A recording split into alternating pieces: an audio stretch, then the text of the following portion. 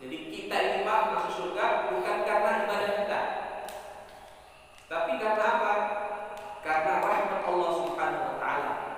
Dan sedangkan ibadah-ibadah yang kita lakukan ini itu adalah sebab untuk mendapatkan rahmat Allah Subhanahu wa taala. Maka sekali lagi saya ulang, kerugian yang dimaksud dalam ayat ini adalah akhirat, yaitu masuk neraka. Supaya kita tidak masuk neraka, supaya selamat kita dari api neraka ini, kita harus dapatkan dua dari ampunan dan rahmat Allah. Nah, pada ayat ini, pada surat ini, ya Pak, pada surat Al-Asr ini, Allah Subhanahu wa taala menyebutkan 4 sifat supaya kita dapat rahmat dan ampunan. Gitu dia. Ya, 4 sifat supaya kita dapat rahmat dan ampunan. Jadi siapa orang-orang yang dapat rahmat dari Allah dan siapa yang dapat orang-orang yang dapat ampunan dari Allah itu sebetulnya banyak sekali. Ya, banyak. Kan banyak amalan-amalan yang kalau kita lakukan dapat rahmat dan dapat ampunan. Dan sebelum saya sebutkan 4 sifat ini Pak, dalam surat ini saya ingin sampaikan kita ini Pak kalau beribadah, ya, saya akan tahu ilmu ini, maklumat ini.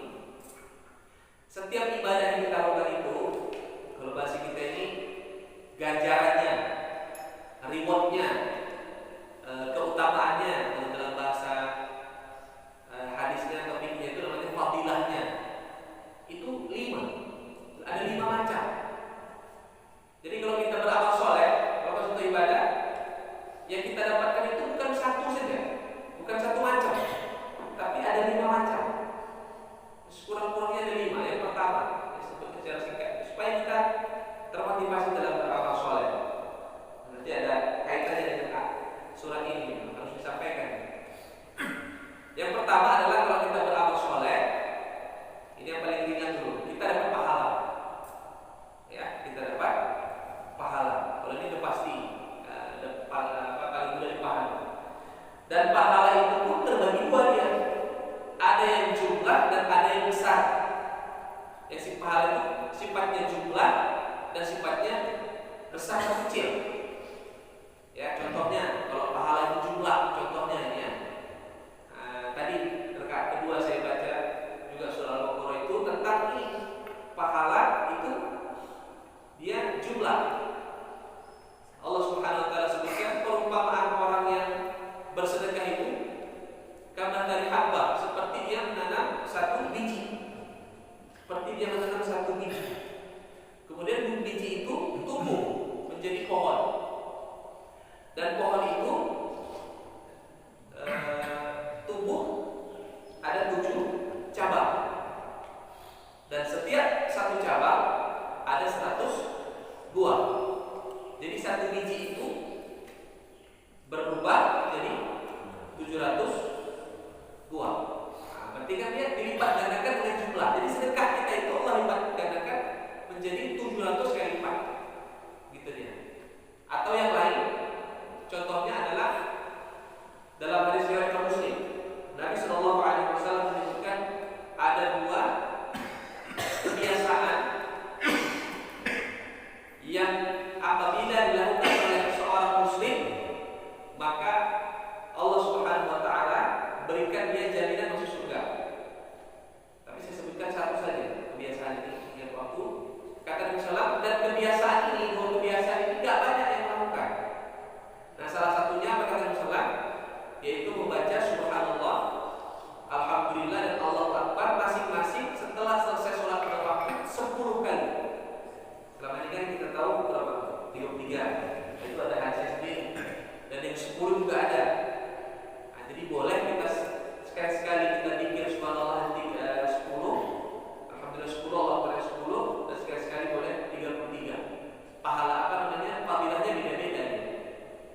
Apa kata Nabi sallallahu alaihi wasallam? Beliau mengatakan kalau dia baca 10 kan 30.